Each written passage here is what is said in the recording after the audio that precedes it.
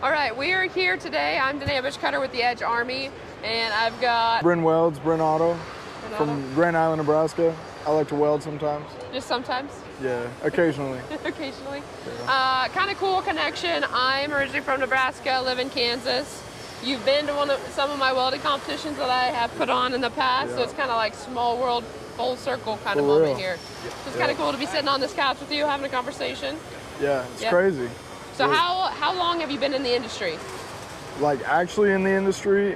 What I consider in the industry is still going to school, because you're technically still in the industry. You're just learning how to be in the industry. So our high school, I started in high school, like freshman year, I took a all-around shop class. We did automotives, woodworking, plumbing. We built a shed, and then welding, a little bit of welding, a lot of machining though. And so that was freshman year. I've been out, I think 1 year, so 5 years maybe? 5 years maybe? If you count high school, yeah. Nice. Are you enjoying it? Yeah, I love it. Absolutely love it? Yeah. What is like your dream job? I know you being fairly young in the industry, you're just getting your feet on, under you in the industry. What do you want to do? I want to move up in one of these companies, kind of like Jesse's story, like Jesse McCollum. Mm-hmm.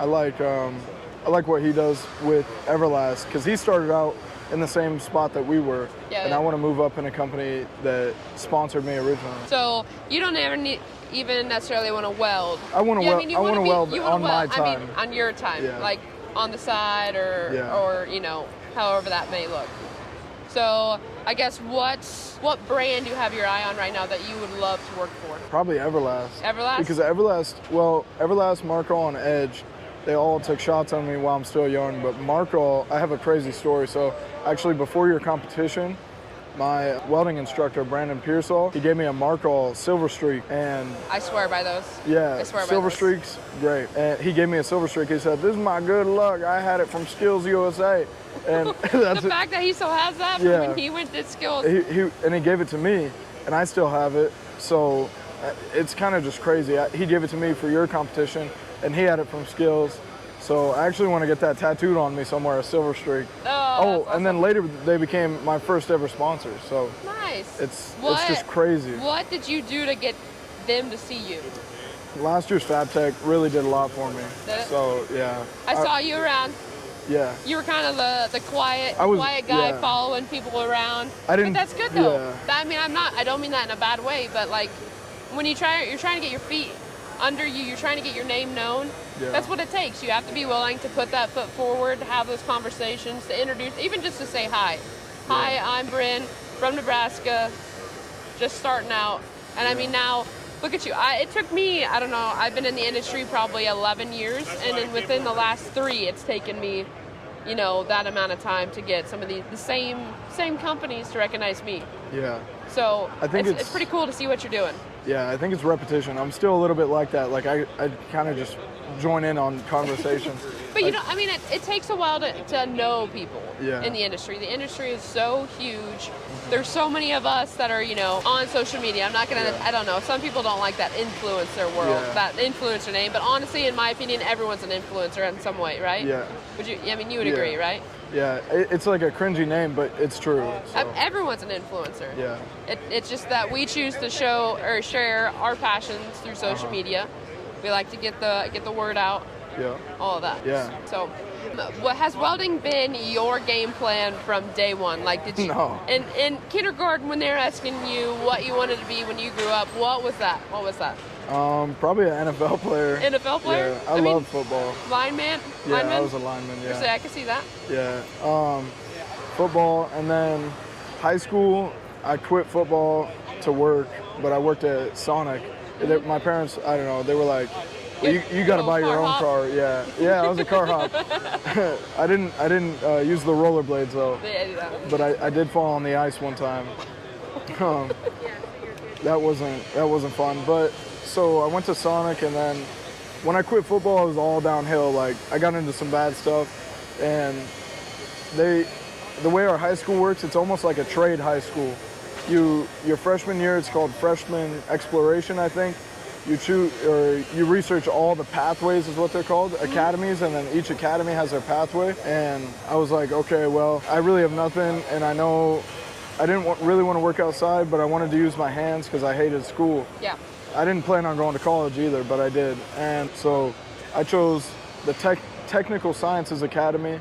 And in that, you choose your top 3 and they throw you in whatever work. I chose roofing, plumbing, concrete, welding was my very last one. Mm-hmm. And they threw me in it and I was like, oh my gosh, I have to weld. I do not want to do that. Yeah. And then I was horrible and I started posting and it kind of took off because I was so bad. People would comment horrible stuff and it would boost it, like, because of the algorithms and whatnot. And that kind of motivated me to get good. Get better. And and my dad was a welder as well. Nice. Yeah, in high school.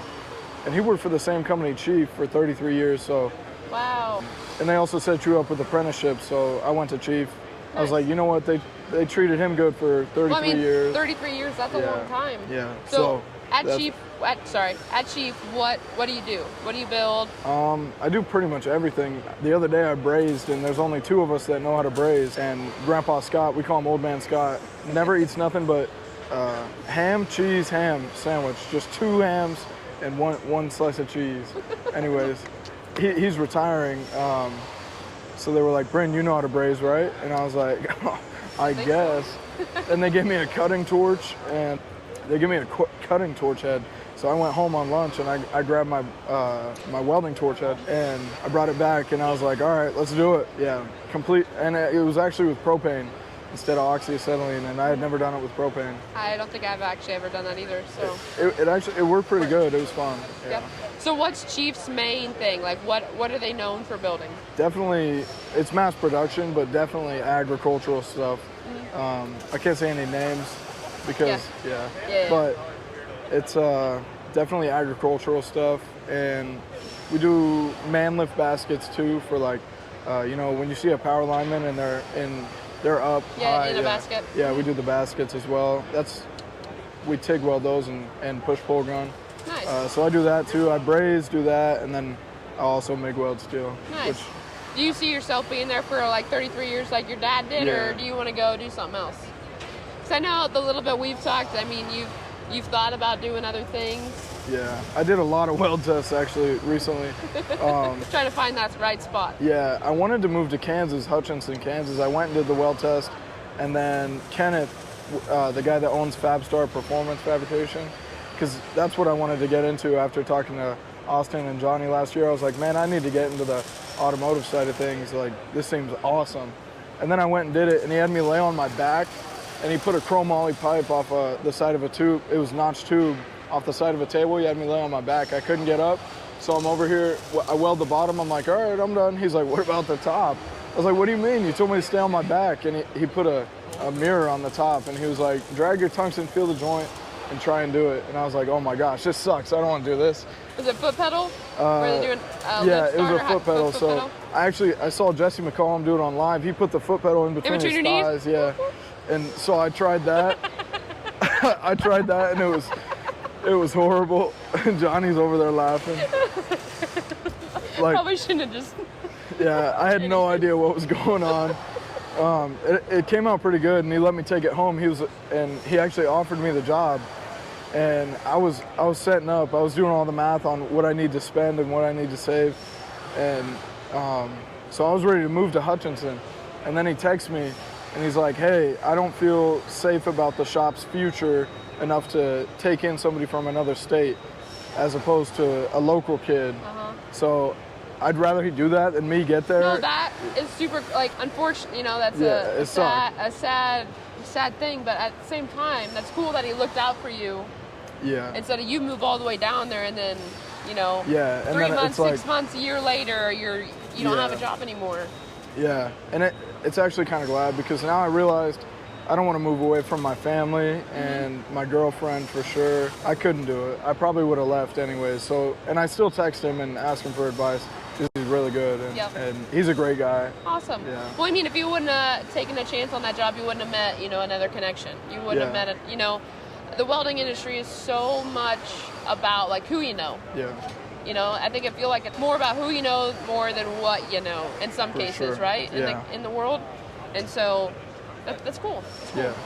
I actually used an Everlast machine That was the first time I ever used an Everlast machine. For that job? Yeah, DV 185, a 185 DV, and so I'm super glad I'm with them now. That's cool. Yeah. Another cool story about my sponsors, like products I actually use, and then I get the sponsor. I don't know. It's crazy. It's crazy cool. how that Small works, world, right? yeah. Full circle. Yeah. Full circle moment. So do you have any dreams, goals? Like, do you ever want to be a CWI? Do you want to be... That was a route I wanted to take with CWI. But in Nebraska, the only school that offers an NDT program was Southeast. So I would have had to... that. I know, I don't need that. I still would like my CWI, but I want to move up in chief, get supervisor, and then get my CWI. Well, make them pay for it. Yeah. That sounds expensive. Yeah. I mean, I'm still kind of in the process for me, still kind of going through it. And it all depends on the amount of years you have too. So like you have an associate's degree, correct? Yep.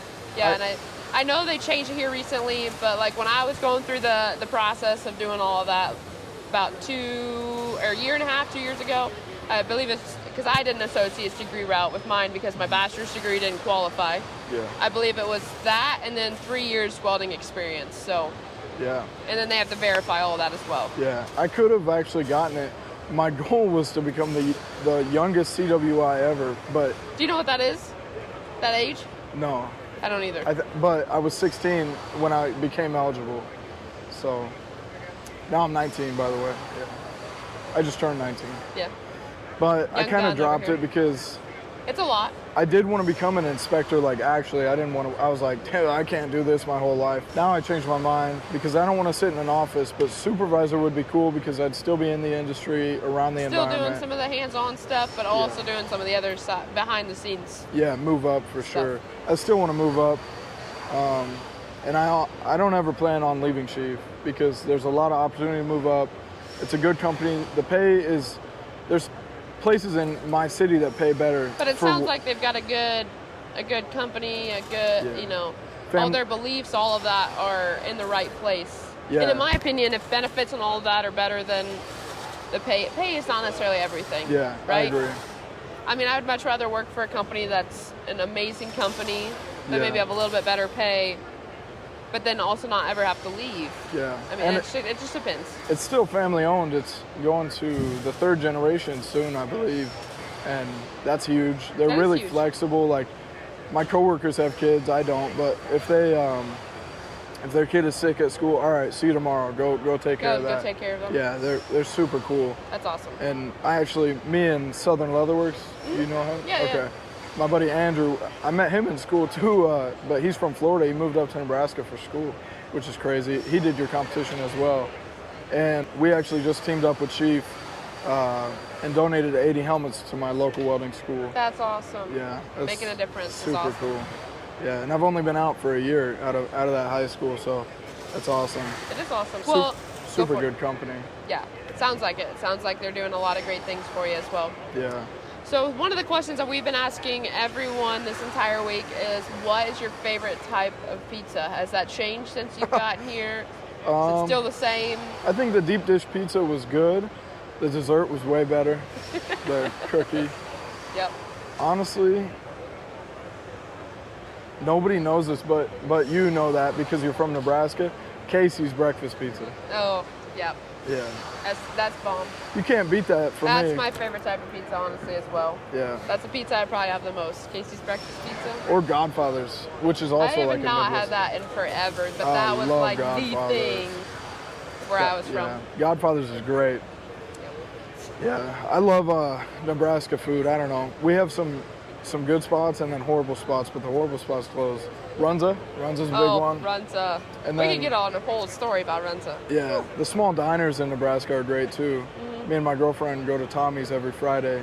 Tommy's is good. Oh, you know Tommy's? Yeah. Okay. Yep. Yeah, every Friday we go to Tommy's and they save this same back booth for us because we like that, and then we try a different pie every Friday. That's awesome. Their pie's really good. Yeah. That's awesome. Yeah. So I know. Anyways, for me, when I tell someone that I'm from Kansas / Nebraska, you're kind of like, ugh. Yeah. Right? Do you get that same thing? Yeah, for sure. What do you tell that person then if they're coming at you trying to hate on your state? Like, what do you say to that? I don't know. I probably get defensive and try and insult their state. I mean, every state has their positives and their negatives. Yeah. Why do you love Nebraska so much? I mean, I know you were born and raised there, but why do you love it? I think the people, the community, like, obviously there's bad people in the community, but when you come to Chicago, it seems like everybody hates you. Like, they're these all big out cities. for themselves, right? Yeah. Yeah. I mean, Texas is growing with Californians, and Nebraska, we don't have that problem because all we got is corn. Corn. And yeah. Like, even the farming community in Nebraska, when people try and buy land from another state, all the farmers group together and they're not going to sell it. Besides around Hastings, that whole wind turbine thing happened. Yeah. But Nebraska's great. There's not a lot of industry, but I don't care. It's home. Yeah.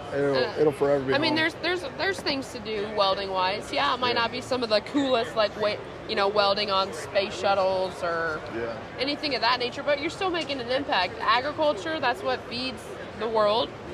Yeah. So you welding on stuff for that, I mean, you're helping feed the world. Yeah, beef and corn, we're up there for sure. I don't know the exact numbers I don't now. think we're like the top. I don't know where that's at. It's been a while since I've looked at those numbers, but still, even, being in the welding industry, being in the agriculture side of things, it's not like you're not making an impact. You're making an impact in whatever you do. Yeah. It's just maybe some of the opportunities aren't quite as, I don't know what word I'm looking for, as exciting maybe to some, just for some. For sure, it gets boring, but it's exciting, but it just kind of depends on what type of work you want to do and all that as well. So. Yeah, I think it helps me because then I really value my time outside of work, like Husker football.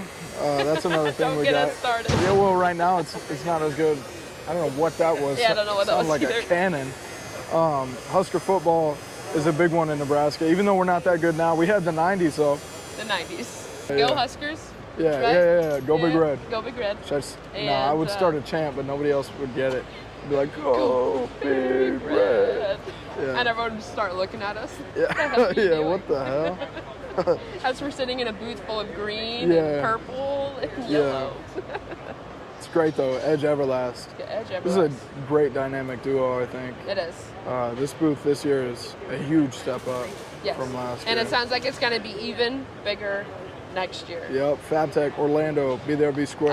Yeah, I might be spending a few extra days in Orlando to maybe take some. I've never been to Florida. You've never been to Florida? Oh gosh. And it being in October, November. October, it's going to be gorgeous. Really? Gorgeous. It should. Hopefully I know, the weather anymore is unpredictable. Yeah. But normally it's usually pretty nice down there around that time. My girlfriend loves Florida, so I think I'm going to bring her You're going to bring her next time? Yeah. Go to Disney World? Yeah, I heard World's better than Land. I've never been to either, so I went to Land, and I thought Land was amazing. I was 7 years old, but it was great. So World should be cool. Universal's pretty cool too. There's a lot of people I know that have actually welded things for Universal, which is pretty cool. Yeah, that's super cool. But yeah, we'll see you in Orlando next year if I don't see you sooner than that. Yep. We live a couple hours away from each other, but I only see you at FABTECH, it seems like. So. Yeah, or the competition. But neither one of us are going to go to that anymore. So. Yeah, that's true. Yep. But, anyways. Yeah. Any final thoughts? But we'll see you on the next FABTECH. Yeah. Orlando 2024. Yeah. Alrighty. We'll catch you guys on the next video. Peace. Peace.